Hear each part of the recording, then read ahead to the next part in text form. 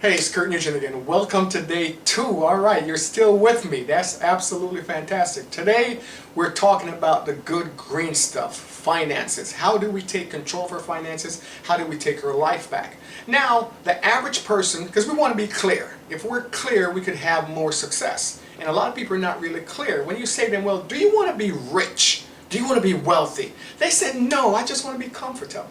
And I'll say to them, okay, tell me what this comfortable look like. And they'll say, well, okay, I want to be able to go on vacation whenever I want. I want to be able to put my kids through college. I want to be able to pay off my mortgage. I want to be able to have whatever car I want. Whoa, slow down, baby. That's rich. That is rich. You want to be able to go on vacation whenever you want. Right there, that's rich. Because you, right now, where most people are, they have to tell the boss, listen, next month, maybe if it's okay, if you already scheduled Bridget and Barbara and Denise and John, then could I put my vacation? You can't go whenever you want. And then you have to factor everything else in the budget. Don't forget about college and retirement. So basically you want to be rich. You want to secure some money to be rich. Now, 95% of Americans work in the area where they're trading their time for money. And we're going to explain this more because today, tomorrow, and Thursday, no, today, tomorrow, and Friday actually, we're doing wealth. So we'll have time to explain more into this. But the average American, they're basically trading their time for money. What that means is they go to work and they give the boss 8 hours per day. And the boss says, okay, if you show up and you give me 8 hours, I'm going to give you $10 per hour. So at the end of the day, you've got $80. At the end of the week, you multiply that by whatever you're working, was 40 hours times 10, you have $400 per week.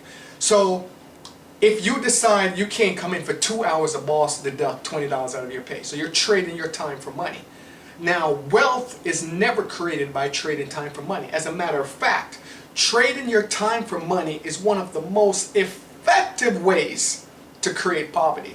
The most effective ways. But people go ahead and they trade their time for money hoping to create wealth. That doesn't work. If it's your intention to create wealth, there are some terms that you're going to need to research, some things that you're going to need to know. One is the difference between trading time for money and leveraging time for money. You want to know the difference between residual income and linear income, which is what most people work. Every week they get a paycheck that's a linear income. A residual income is income that keeps coming in, like if you're selling life insurance. Every month when that person pays their premium, the salesman get a commission off the premium, and that's a residual income. He made the sale once, but he keeps getting paid on that sale over and over. That's a residual income.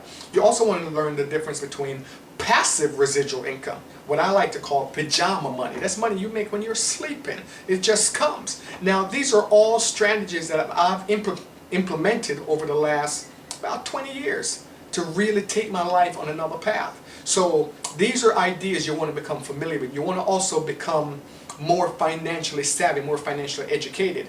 And one of the areas where I started, let me reach for this really quickly.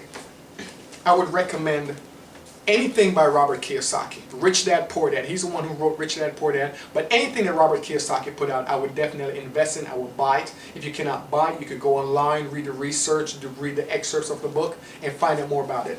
Also, The Millionaire Mind by T. Harv Eker. Mastering the inner game, because there's a lot of psychology that goes on with building wealth. Mastering the inner game of wealth. So those are two things that you really want to pick up and you really want to study and make them a part of your life.